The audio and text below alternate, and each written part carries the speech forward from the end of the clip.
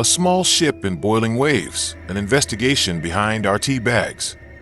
Every morning, we do this without thinking. It's a small ritual that feels so cleansing. But what exactly are we dipping into that nearly boiling water? What do we call into our cups? And as we look, here's the real proof of what a tea bag looks like when it's always dipped in hot water. With a microscope, we can see the micro size of the fibers, which look messy, very messy, and like messy threads. There are gaps between the threads.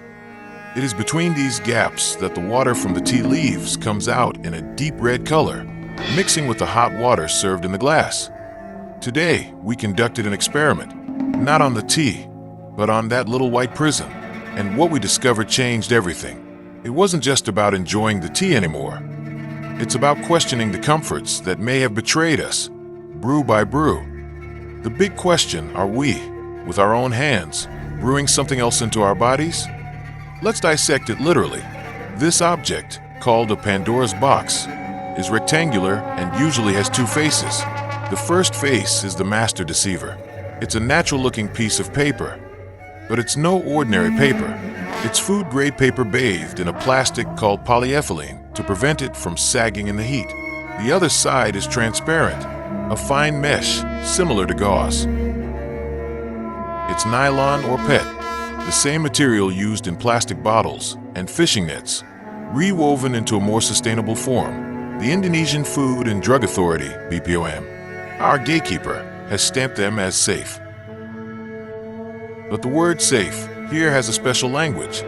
Safe as long as the migration of the substance does not exceed the limits we set. This is the key sentence. A subtle acknowledgement that something can migrate. So, what happens when that barrier of resistance, a temperature of 95 degrees Celsius in time, is tasked with destroying it?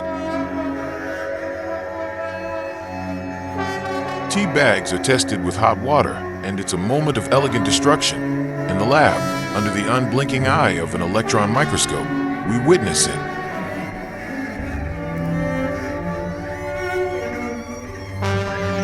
The messy, non-woven structure, deliberately designed to hold the tea dust, is no fortress.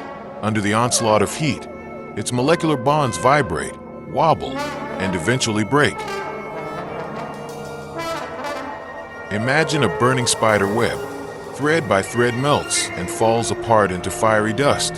This is where the fire dust comes in, microplastic and nanoplastic. A Canadian study found that human blood clots, a single plastic tea bag can release 11.6 billion microplastic particles and 3.1 billion nanoplastic particles in a single brew. A number so large, we can't even fathom it. It's no longer just a part.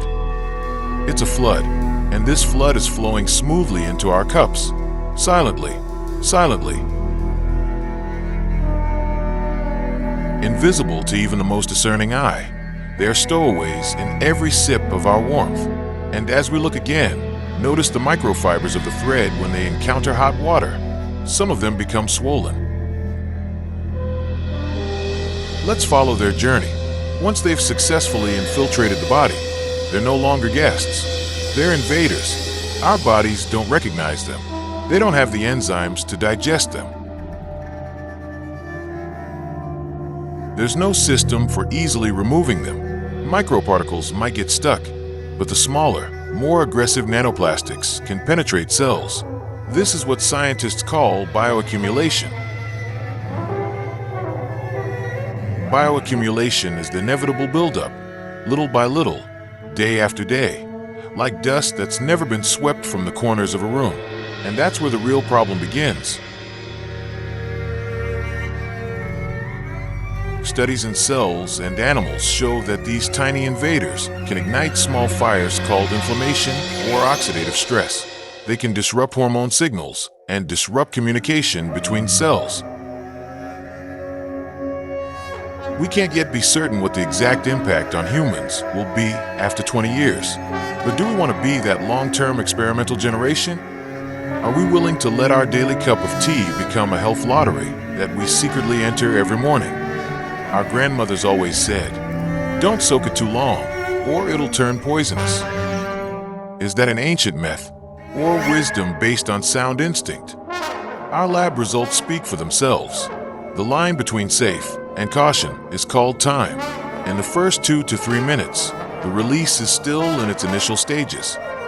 But after 5 minutes, the curve starts to rise.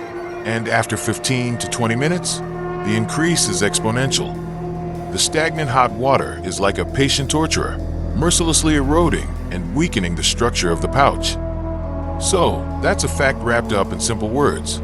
Soaking too long not only releases excess tannins, which are bitter and irritating to the stomach, but it also opens the floodgates for microplastics to escape and the migration of other chemical components. That's an invitation for trouble. After all we've seen, is there still room for calm? Yes, the answer lies not in panic, but in awareness and choice. Brewing technique is also crucial. Don't boil the bag. Place the bag in a cup and pour hot water over it. This reduces thermal shock. Remove the bag after 3 to 5 minutes. Don't let it steep for too long. This investigation isn't designed to scare us away from a cup of tea. It's meant to wake us up from autopilot, to make us aware of the little things we do repetitively. In a world full of instant gratification, perhaps it's time we slow down a bit. Take back control. Choose to know. Choose to ask, what's really in my cup? So, hopefully our observations under this microscope can be useful for you, your friends, and especially for the family you protect. To support this channel, please like and subscribe so you can learn more about the world around us in the next video. See you again, and have a nice day. Healthy greetings.